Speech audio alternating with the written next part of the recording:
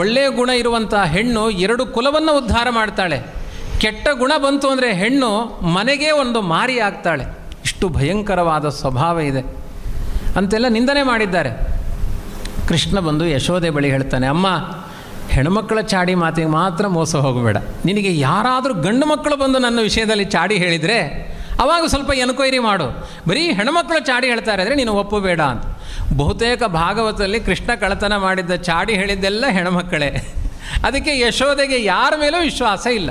ಅವಳೊಂದು ನಿಯಮ ಮಾಡಿದ್ಲು, ಯಾರಾದರೂ ನನ್ನ ಮಗ ಕಳ್ಳತನ ಮಾಡಿದ್ದನ್ನು ರೆಡ್ ಹ್ಯಾಂಡಾಗಿ ಹಿಡ್ಕೊಂಡು ಬಂದರೆ ನಾನು ಅಂಗೀಕಾರ ಮಾಡ್ತೇನೆ ಅಂತ. ಆವಾಗ ಒಂದು ಭಜನಾ ಮಂಡಳಿ ತಯಾರಾಯಿತು. ಅದಕ್ಕೊಬ್ಬಳು ಅಧ್ಯಕ್ಷಳಾದಳು.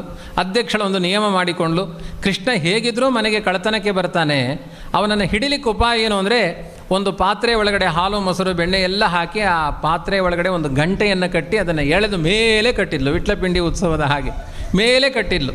ಕೃಷ್ಣ